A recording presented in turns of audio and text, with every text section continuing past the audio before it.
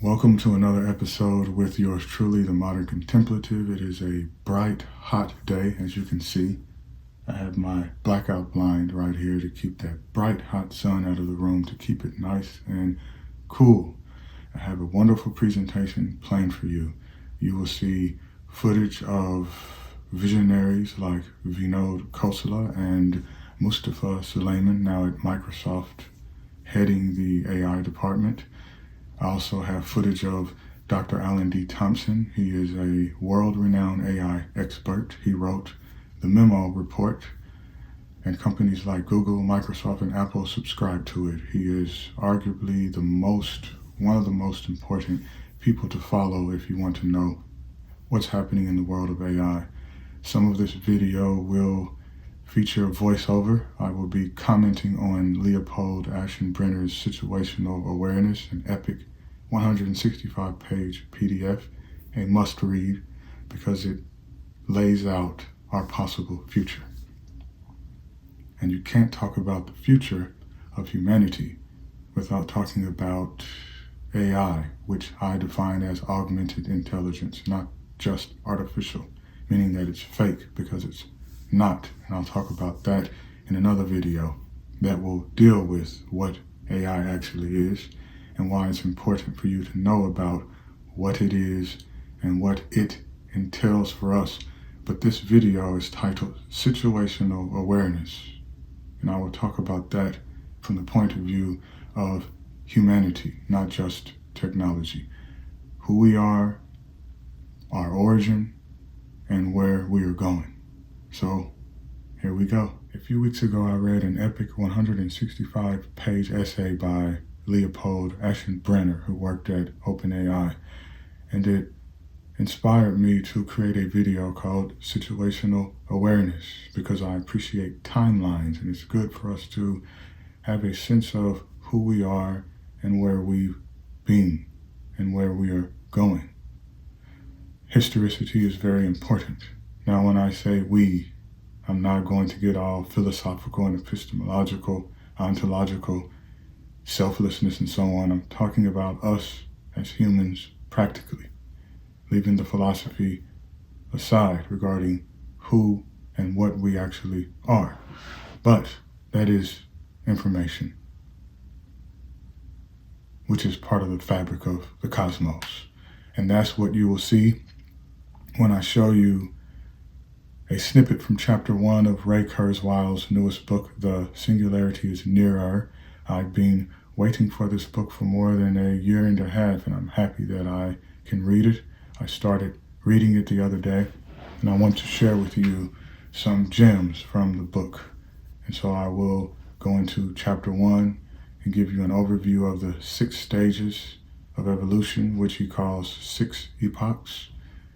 I will show you some footage from Vinod Khosla, a visionary and the first investor at OpenAI, as well as footage from Mustafa Suleyman and Dr. Alan D. Thompson, arguably the world's expert on AI, whom Google, Microsoft,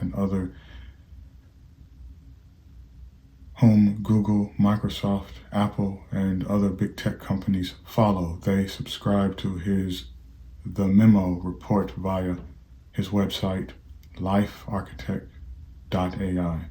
And you definitely want to check that out if you want to stay in the know.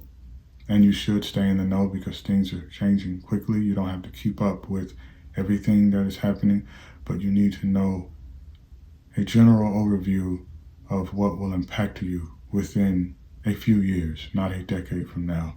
So situational awareness will give you the information you need that is actionable so that you can make the right decision, wise, skillful decisions to optimize your life using the best technology that we have now. And also, of course, I specialize in the art of meditative living and meditation that's integrated into all of your activities.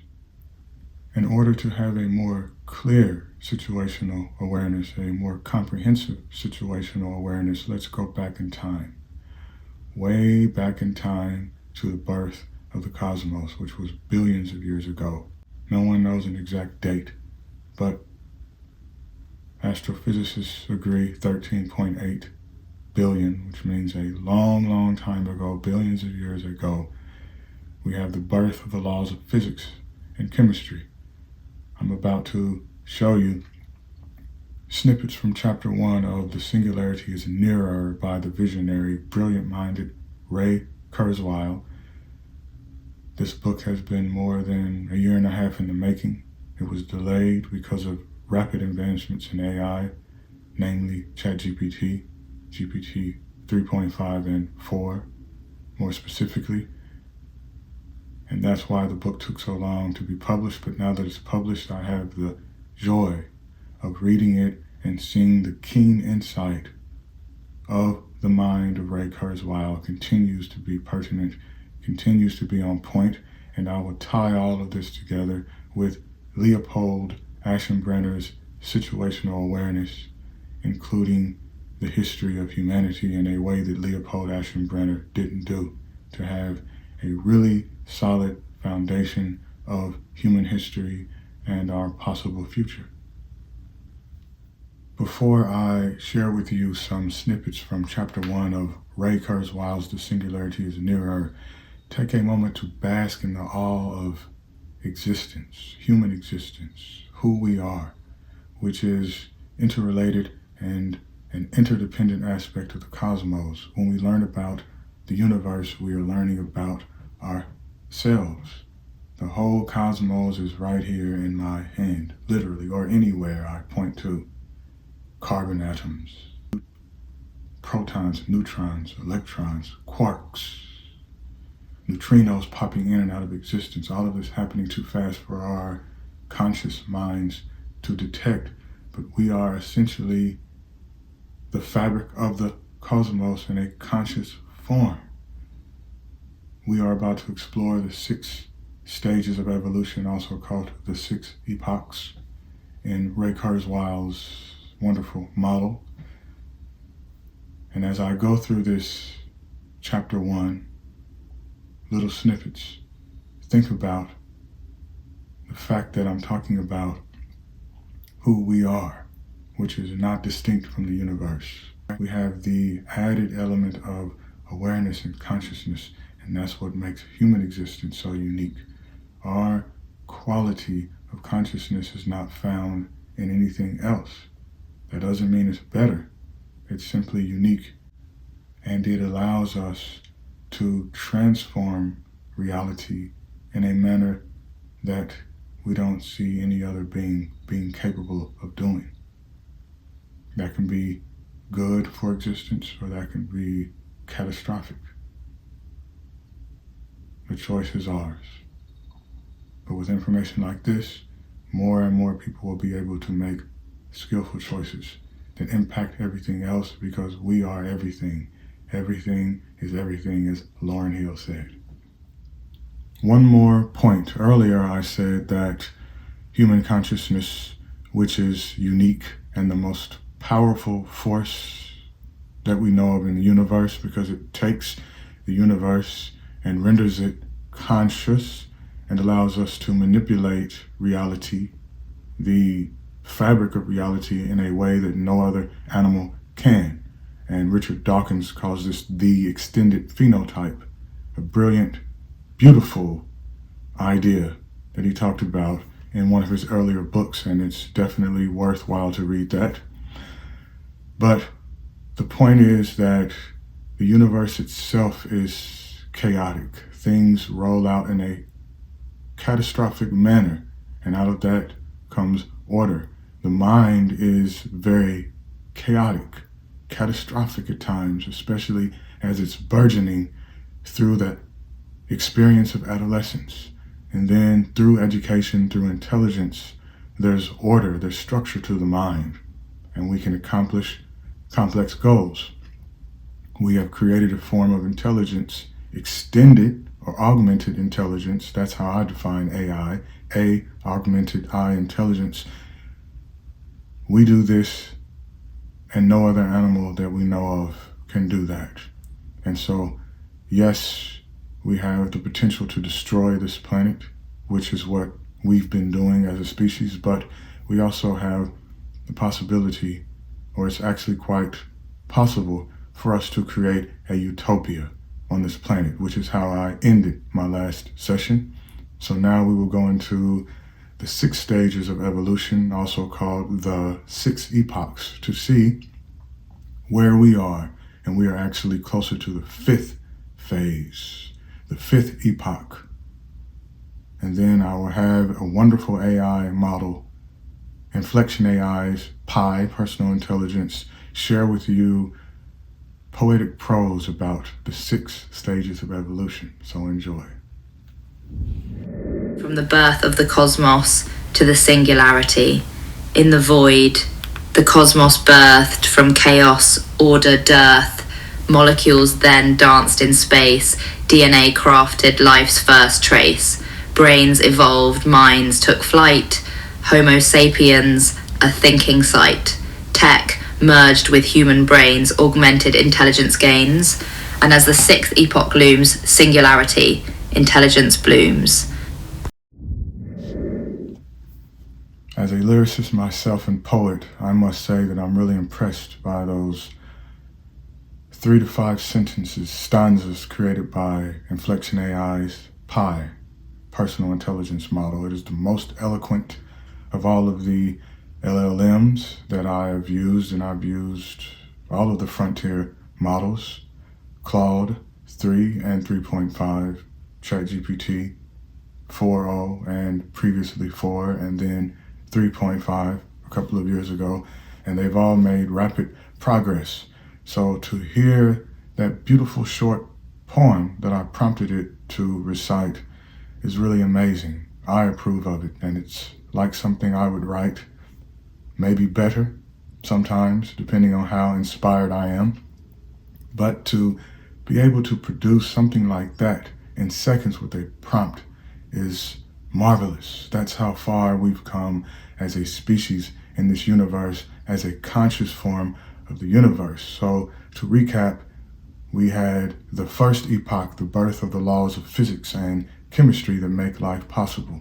Billions of years later, atoms coalesced in a manner expressing complex information.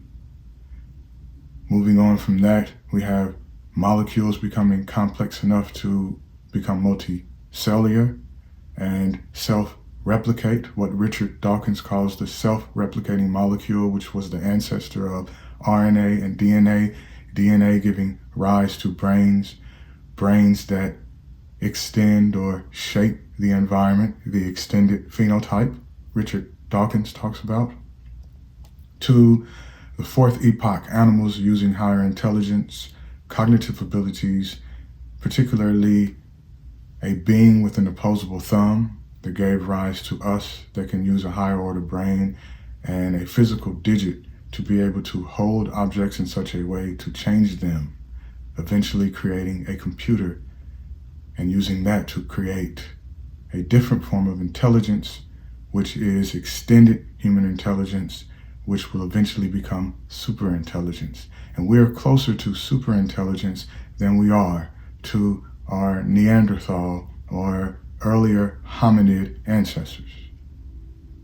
We are closer to superintelligence than all of us alive today are to our ancestors from a few hundred years ago.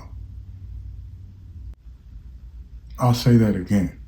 All of us alive today are closer to seeing superintelligence than we'd be if we got into a time machine and we had to go back several centuries to see our direct ancestors, the ancestors that led to us, our particular expression of genes. That's how close we are to the 5th and 6th stage of evolution, the 5th and 6th epochs laid out by Ray Kurzweil in his The Singularity is Nearer. Now I'm going to share with you more optimism from OpenAI's first investor, a billionaire named Vinod Khosla, and then I will share footage of Mustafa Suleiman, another crucial figure, an important figure to know about in the realm of AI. He co-founded Google's DeepMind, and he's now the CEO of Microsoft's AI division. I'll share with you footage of Sam Altman, Most of you have probably heard about him by now. And then I will share with you footage of Dr. Alan D. Thompson talking about the rapid progress we've made being an expert, world-renowned educator and expert of AI, who created LifeArchitect.ai and his The Memo Report. And then I will conclude this, and you will have wonderful, actionable information to make skillful choices, to create a more optimal life, and to truly benefit from these breakthrough technologies as they are being rolled out in their beta phase. Because everything we are experiencing now is still a type of beta. It's not perfect. Nothing is. But it hasn't been polished as well as it will be within the next few years. Here we go. So, what is this plausible world? I'll go through a dozen scenarios that I believe most experts will foo-foo. Most expertise enabled by AI will be free.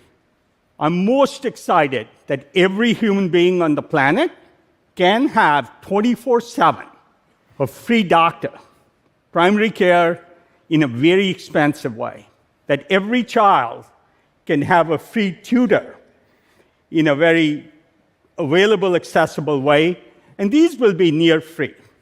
It doesn't matter other expertise where you're looking at structural engineers or oncologists. Most expertise will be near free, the cost of computing. Most labor will also be free. I can imagine 1 billion bipedal robots doing more work than all of human labor does today, freeing humans from the servitude of some of the jobs, working at General Motors on an assembly line for 8 hours a day, doing the same thing for 30 years. That's not a job. That's almost slavery. I do believe we will have enough abundance to take care of everybody who's displaced, and that's where the empathy part of techno-optimism comes in. The second point he makes is labor will be near free. We will have 1 billion bipedal and other robots freeing humans from the servitude of undesirable jobs. Who wants to stand at a frying pit at a restaurant subject to second and third degree burns? That is a significant problem I recently read about. Many people quit working in the kitchen at fast food restaurants because of second and third degree burns, also because it's an undesirable job and it is stigmatic.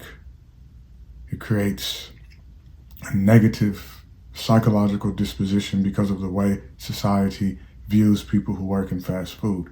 So with that job being automated and with UBI, Universal Basic Income, or some other system that allows us to arrive at a similar scenario, namely people with more disposable income and a higher salary, be it from a zero tax plan, also known as negative income tax proposed by Milton Friedman, or by way of companies paying us for the data that they have been using and will continue to use to train frontier models called data dividends.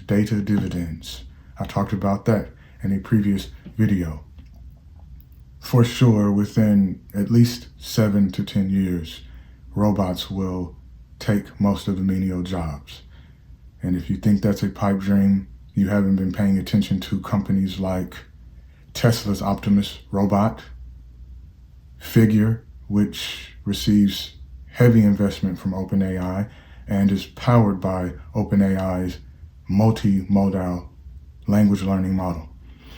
So I've told you enough and you've heard enough to already see that we are making rapid progress into uncharted territory, and it will be a messy, chaotic transition.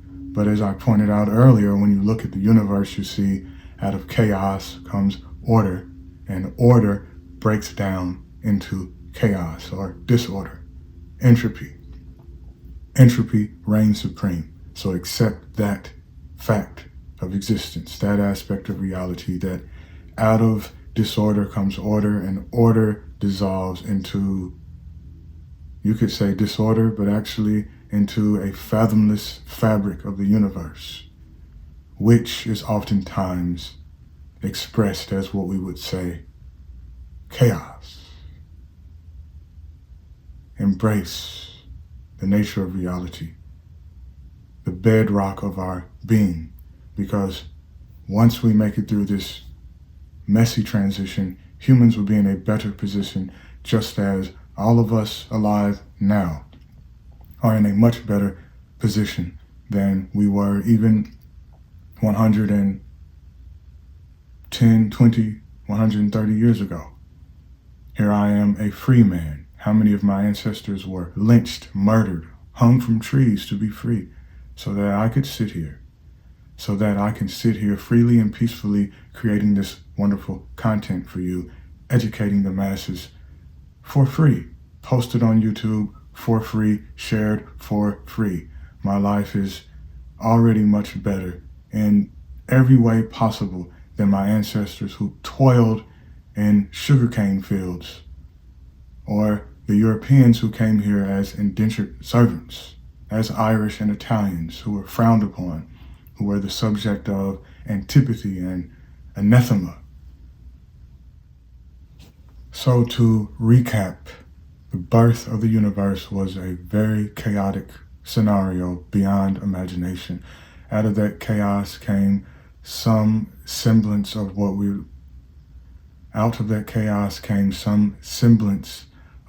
would call order, that order in the form of carbon atoms coming together in complex ways to create inorganic and then organic materiality that coalesced in such a way that single cellular and multicellular life appeared on this planet, and then complex life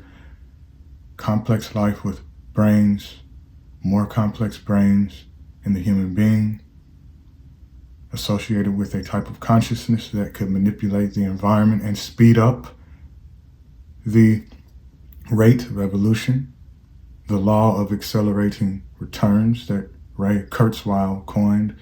And here we are today with these sophisticated brains that have been extended through technology in the form of AI, augmented, or as most people still call it, artificial intelligence, that will produce experts across many domains that will be accessible 24/7 for free.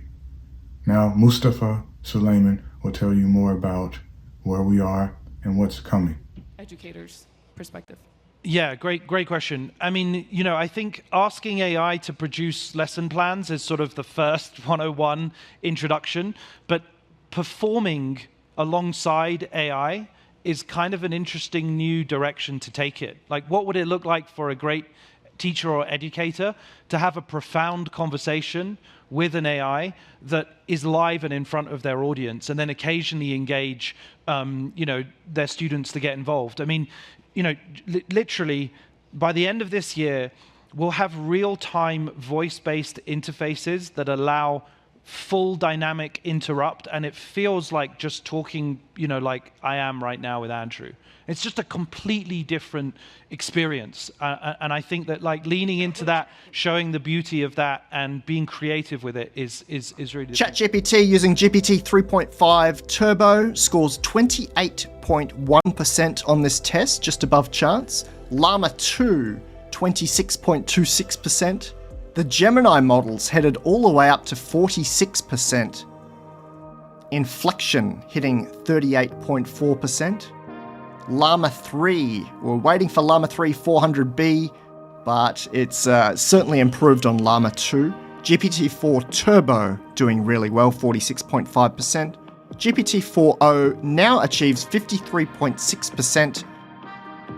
The Chinese models like Qwen and SenseNova 5 and E Extra Large doing really well, but the real winner right now is Claude 3 Opus at 59.5%. As of mid-2024, AI has reached a point where it vastly outperforms the most intelligent humans in the world across a range of cognitive benchmarks. The capabilities of cutting-edge AI systems right now are smarter than our brightest PhDs, certainly across general knowledge. And those guys have achieved a level of academic mastery that is peak. This is going to be a huge change in society. I think unlike other technological trends, we're aware, even if today we're like, okay, ChatGPT is this like very helpful tool and it's, once I use it, I'm not scared of it. There is a sense of super understandable anxiety about where this is going to go. What does it mean if these tools keep getting more capable at the rate they've been getting capable at? And there's tons of wonderful things, and we could talk about those all day. But there is this, what is the future going to look like? Even if we solve every safety problem, even if we solve every misuse problem, even if we figure out the perfect regulatory regime, like what are our lives going to be like when it's not just like the computer understands us and gets to know us and helps us and do these things, but we can say like, hey computer, like discover all of physics. And it can go off and do that. What does it mean when we can say like, hey, start and run a great company? It can go off and do that. So that's a big change. That's a lot of trust that we have to earn to be some of the stewards. There will be many other people working on this. So you've heard from experts, Mustafa Suleiman, Vinod Khosla, an investor in OpenAI, who's well acquainted with the world of AI. He has invested in and helped prop up. You've heard from Dr. Alan D. Thompson, a genius, a teacher of gifted children, a world-renowned expert regarding AI, particularly LLMs, large language models, and Sam Altman, one of the most popular, powerful people in the world, one of the most important figures in Silicon Valley right now because his ChatGPT, created by the company he co-founded with Ilya Sutskever, who was their chief scientist, has caused everyone in the world of AI technology to race to catch up with models that are already approaching levels of expertise in particular domains that are being rolled out for free. There's no excuse now for any of us to not have access to a tutor that millionaires from just several years ago didn't have. Even if you are one of the wealthiest people on the planet, you didn't have access to so much crucial, valid information at the tap of your finger or via a prompt, via your voice. This is the world we're living in, and in spite of all of the doom and gloom rhetoric you've been reading about, hearing about, the future is very bright because we can make it bright. All we have to do is use this technology skillfully and align the technology with values that we must come to agree upon. Freedom of speech, validating personhood, liberal democracy, not dictatorships and autocracies and autocrats. So of course there will be problems when countries like China use this technology to promote their heavy censorship and single-party system, wherein people don't really have a democratic participation in governmental policies and hence laws that affect everyone. So that is a problem that we'll have to deal with. But overall, everyone will have access to expertise across many domains for free as long as you have access to the web. And nowadays, more and more people have access to the internet, even if it is slightly censored or fully censored, like in China. Information can no longer be hidden from the masses, at least not as easily. So this is why I'm a techno-AI optimist, not based upon blind faith, based upon knowledge and understanding, and the fact that I use these models every day and I see their drawbacks, I see their drawbacks, I see their shortcomings, but I see their bright, beautiful potential to help all of us become better versions of ourselves, to further augment our intelligence, to tackle the myriad problems we have on this planet, climate change, an energy crisis, being behind China regarding nuclear energy, being behind China regarding EVs, electric vehicles, which we need ASAP in order to cut carbon and methane, which is an even stronger, more powerful greenhouse gas, devastating this planet. AI can help us accelerate improvement or our demise. And I have enough